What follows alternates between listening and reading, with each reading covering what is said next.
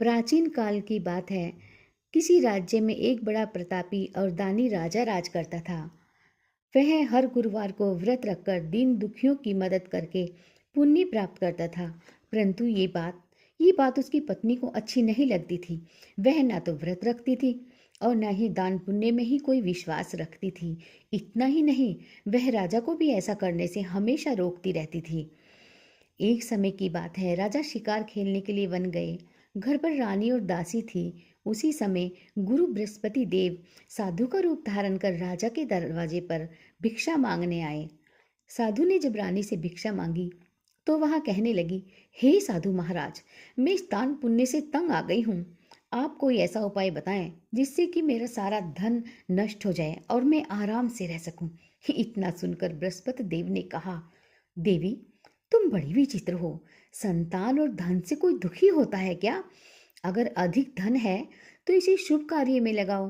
कुंवारी कन्याओं का विवाह कराओ, विद्यालय, बाग और बगीचों का निर्माण कराओ, जिससे तुम्हारे दोनों लोग सुधरें। परंतु साधु की इन बातों से रानी को खुशी नहीं हुई। उसने कहा कि मुझे ऐसे धन की आवश्यकता नहीं है जिसे मैं दान कर सकूं और जिसे संभालने में मेरा सारा समय नष्ट हो जाए। तब साधु ने कहा, अगर तुम्हारी ऐसी ही इच्छा है तो मैं जैसा तुम्हें बताता हूँ तुम वैसा ही करना। गुरुवार के दिन तुम घर को गोबर से लीपना, अपने बालों को पीली मिट्टी से धोना, राजा से हजामत बनाने को कहना, भोजन में मांस मदिरा का प्रयोग करना, कपड़े धोबी के यहाँ धुलने दे देना। इस प्रकार 7 बृहस्पतिवार करने से तुम्हारा सारा धन नष्ट हो जाएगा। इतना कहकर साधु के रूप में श्री बृहस्पति देवता अंतर्ध्यान हो गए। साधु के अनुसार कई बातों को पूरा करते हुए रानी को केवल 3 बृहस्पतिवार ही बीते थे कि उसकी समस्त धन संपत्ति नष्ट हो गई। भोजन के लिए राजा का परिवार तरसने लगा। तब एक दिन राजा ने रानी से बोला कि हे रानी, तुम यहीं रहो, मैं दूसरे देश में जाता हूँ, क्योंकि यहाँ पर सभी लोग मुझे जानते हैं, इसलिए मैं कोई छोटा कार्य तो नहीं कर सकता। ऐसा कहकर राजा दूसरे देश में चला गया। वहां वह जंगल से लकड़ी काट कर लाता और शहर में बेचता। इस तरह वह अपना जीवन व्यतीत करने लगा। इधर राजा के परदेश जाते रानी और दासी दोनों ही दुखी रहने लगी।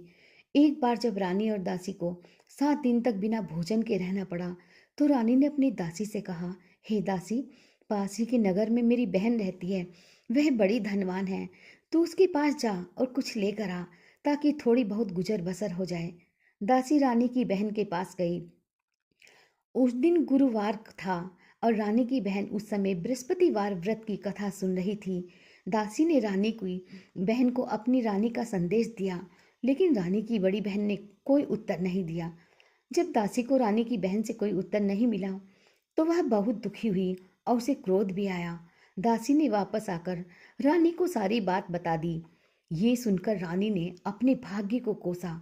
उधर रानी की बहन ने सोचा कि मेरी बहन की दासी आई थी, परंतु मैं उससे बोली नहीं, इससे वह बहुत दुखी हुई होगी।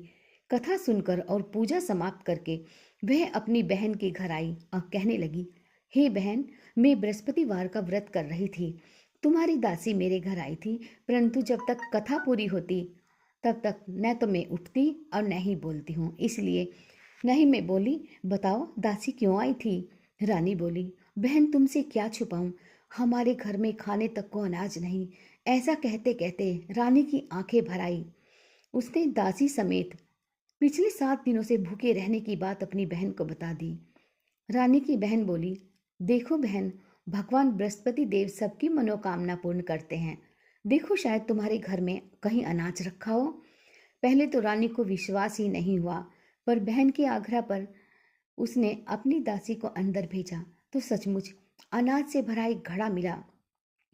ये देखकर दासी को बड़ी हैरानी हुई। दासी रानी से कहने लगी, हे रानी, हमको भोजन नहीं मिलता तो हम व्रत ही तो करते हैं, इसलिए क्यों ना इनसे व्रत और कथा की विधि पूछ ली जाए, ताकि हम भी व्रत कर सकें।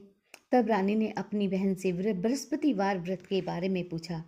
उसकी बहन ने बताया, बृहस्पतिवार के व्रत में चने की दाल और मुनक्का केले की जड़ में अर्पित करें तथा दीपक जलाएं, व्रत कथा सुने और पीला भोजन ही करें। और पीले ही वस्त्र पहने।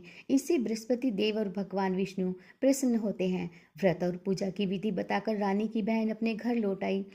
7 दिन के बाद जब गुरुवार आया तो रानी और दासी ने व्रत रखा। वह गुड़साल में जाकर चना और गुड़ लेकर आई। फिर उससे केले की जड़ तथा विष्णु भगवान की पूजा की। अब पीला भोजन की चिंता को लेकर दोनों बहुत दुखी थे, क्योंकि उन्होंने व्रत रखा था। इसलिए बृहस्पति देव उनसे प्रसन्न थे। वह एक साधारण व्यक्ति का रूप धारण कर 2 थालों में पीला भोजन दासी को देकर चले गए। भोजन पाकर दासी बहुत प्रसन्न हुई और फिर रानी के साथ मिलकर भोजन ग्रहण किया। उसके बाद वह सभी गुरुवार को व्रत और पूजा करने लगी। बृहस्पति देव की कृपा से उनके पास फिर से धन संपत्ति आ गई, परंतु रानी फिर से पहले की तरह आलस्य करने लगी। तब दासी बोली, देखो रानी, तुम पहले भी इस प्रकार आलस्य करती थी। तुम्हें धन रखने में कष्ट होता था, इस कारण सभी धन नष्ट हो गया। और अब जब बृहस्पति देवता की कृपा से धन मिला है तो तुम्हें फिर से आलस्य होने लगा। रानी को समझाते हुए दासी ने कहा कि बड़ी मुसीबतों के बाद हमने ये धन पाया है, इसलिए हमें दान पुण्य करना चाहिए, भूखों को भोजन कराना चाहिए और इस धन को शुभ कार्यों में खर्च करना चाहिए। इससे तुम्हारे कुल का यश बढ़ेगा, स्वर्ग की प्राप्ति होगी और पितृ भी प्रसन्न होंगे। दासी की बात मानकर रानी अपना धन शुभ कार्यों में खर्च करने लगी। इससे पूरे नगर में उसका यश बढ़ने लगा और राजा भी घर वापस आ गए। बृहस्पति व्रत कथा के बाद श्रद्धा के साथ आरती की जानी चाहिए। इसके बाद प्रसाद बांटकर उसे ग्रहण करना चाहिए। तो मित्रों, ये थी बृहस्पतिवार की कथा, बृहस्पति देवता की कथा आपने सुनी। और हाँ, आपको कैसी लगी कृपया कमेंट बॉक्स में कमेंट करके बताइएगा और हमारे चैनल को लाइक, शेयर व सब्सक्राइब अवश्य कीजिएगा। फिर आती हूँ किसी अन्य धार्मिक आध्यात्मिक वीडियो के साथ। राधे राधे।